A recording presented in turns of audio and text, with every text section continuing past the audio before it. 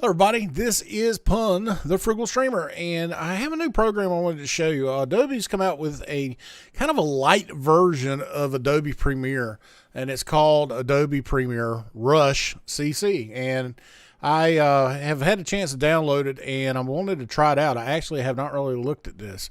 What I've done, I've opened it, and it starts out with this tutorial that you can use. But I think this is interesting because when they talked about this at their conference here recently, when they talked about all the new programs they're coming out with, and they talked about how this was really geared more toward YouTubers. So I was like, YouTuber, especially if you want to start out making content, a lot of live streamers, which is what this channel really focuses on, more or less. Live streamers like to put content on YouTube, their live streams, highlights, that sort of thing. So I thought this would be good because, unfortunately, with programs like, the full version of Adobe Premiere or Vegas, if you use the Sony Vegas or the new version, I think Magic makes it now, they're expensive. Adobe Premiere, $60 a month subscription. I think the program's like $300 or $400 right straight if you pay it, in full. And a lot of people, especially starting out, can't afford that kind of stuff. So I wanted to get this program because I think a lot of people would be interested in something that if they could have functionality of doing multiple video tracks, multiple audio tracks in a video editing program without all the bells and whistles that they really don't need to pay for and really use, I think they would be interested in looking at something like Adobe Rush if it fits the bill.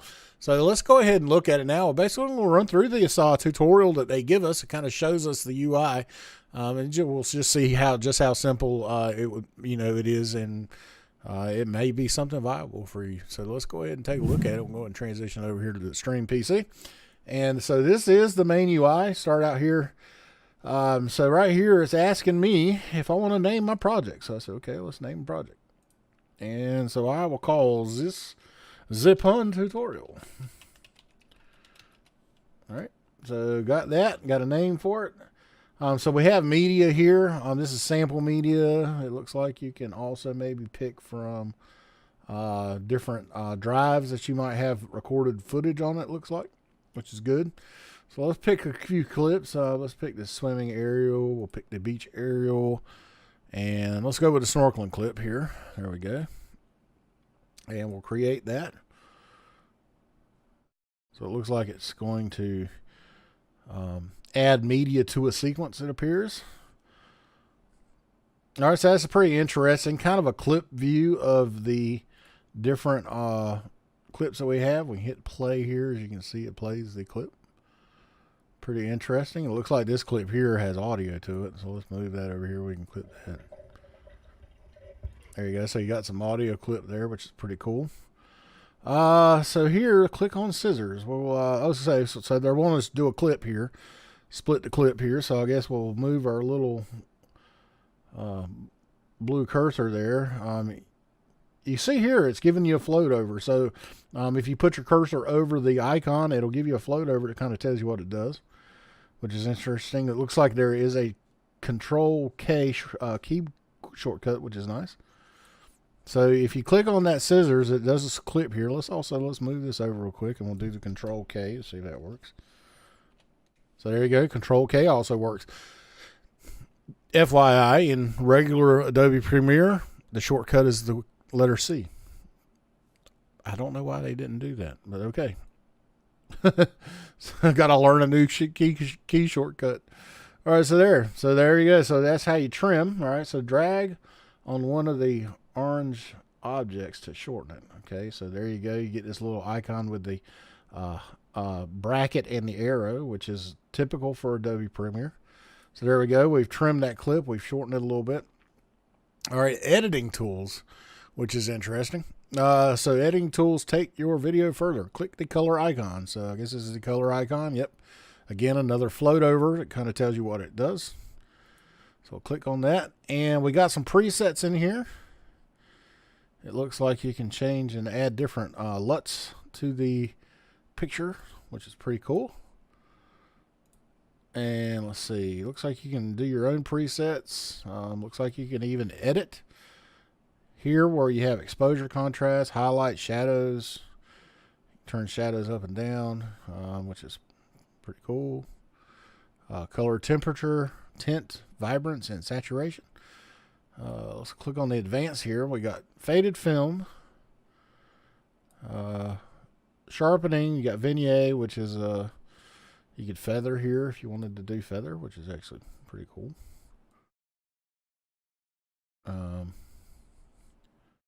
So yeah, pretty simple to do. Kind of basic. I guess needed controls for color if you needed to do something. You can even make your own preset, which is cool. That's nice. Now let's go in there real quick. Just look at it. So let's call it pun preset. Punlet. There we go.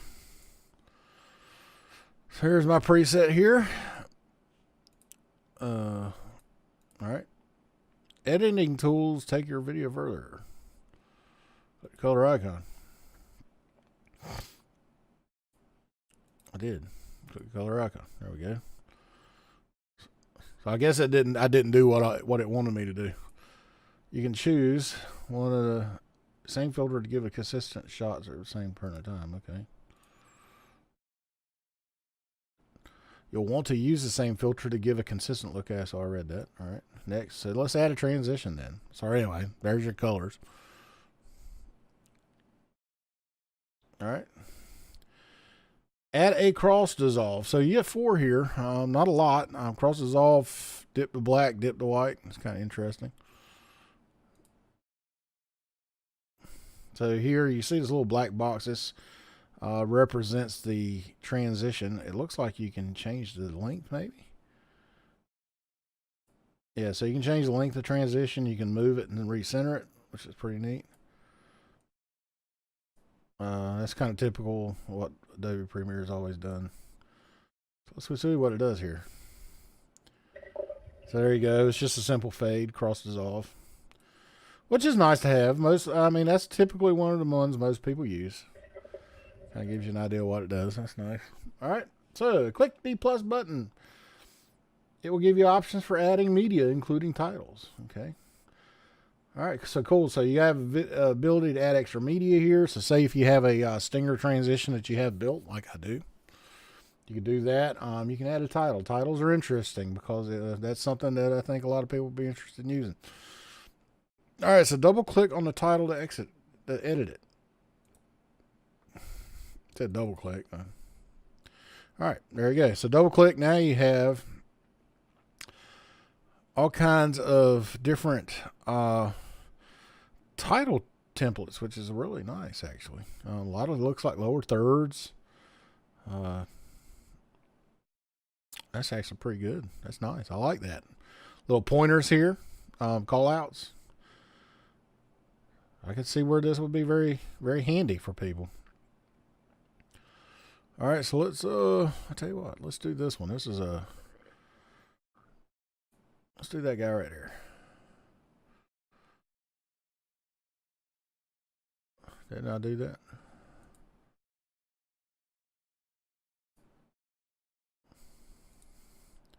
Oh, what wasn't on it? So let's go ahead and let's just change this. All right, so I've double clicked on it. I'll go ahead and change the name of it. And change this. We'll call it Pun Tutorial. And subtitle, we'll just say TFS. How about that? Sweet. So let's see. So we've got this here. Let's go ahead and do it, and it should pop in. Oh, it's got a little transition effect. That's nice, in and out. There you go. That's cool. So since we're here, let's edit it here. Let's look at what we can all do with it. So here we got the font that you can change. Let's do this since I'm doing this kind of in the TFS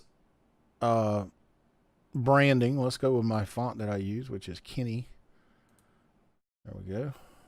Kenny Future Narrow. And we'll do the same here.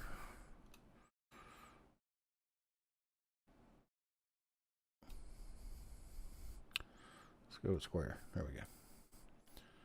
Sweet. Got that. You can do color fill. I wonder what that is. Okay, so this is, you can change your colors of your fonts. I wonder what red would look like.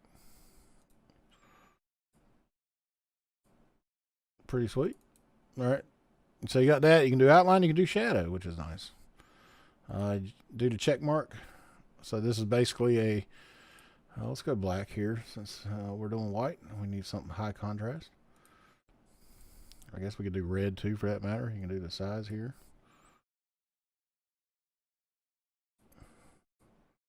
So you can see it there. Don't necessarily like that, but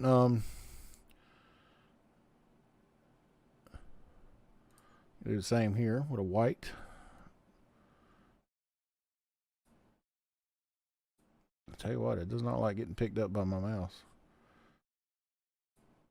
All right, so we got that. Let's go back to the pun tutorial because I don't like that.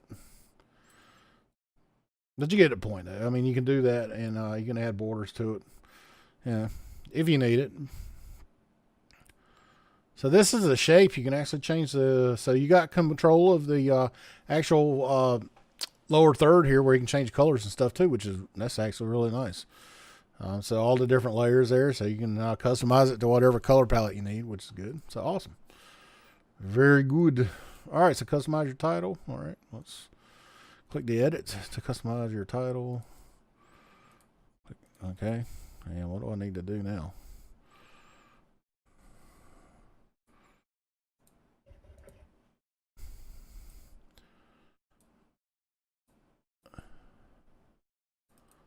I have clicked edit.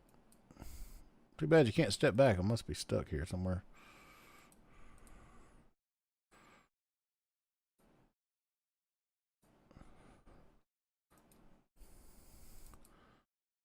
I have clicked the edit tab.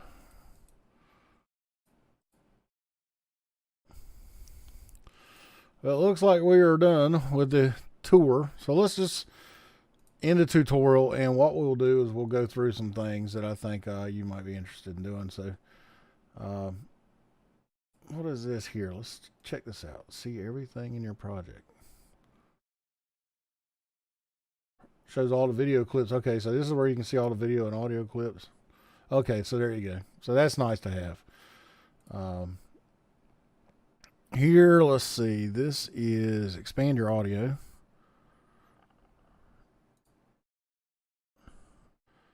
Let's see here. This is control your tracks. Oh, so there you go. That's nice.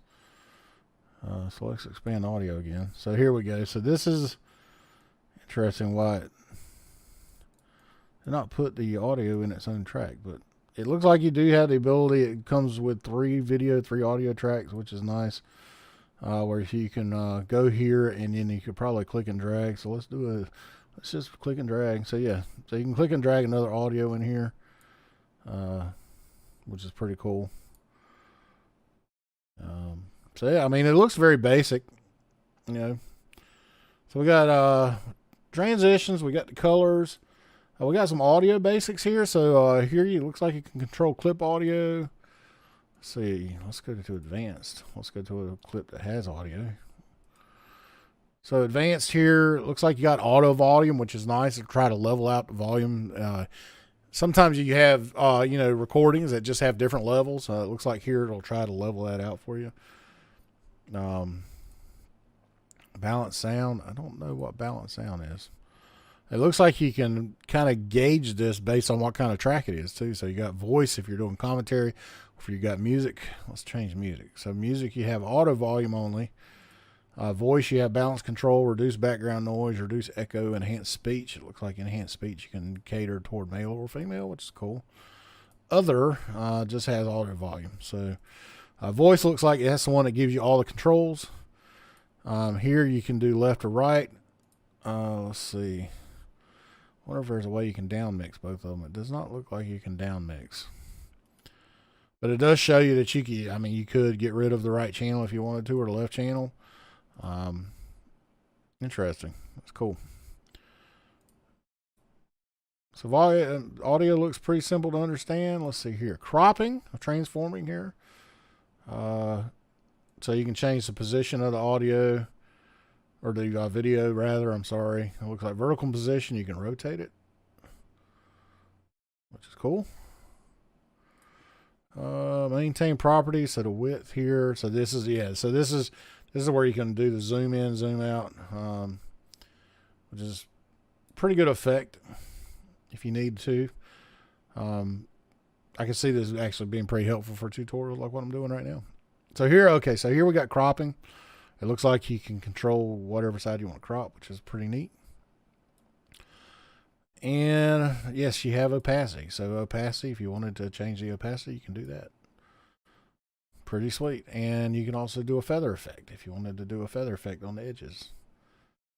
So yeah, very neat. So yeah, I mean, it's basic controls. There's nothing really crazy about it. Sharing here, let's see what we got for sharing. So sharing, you can save the hard drive here.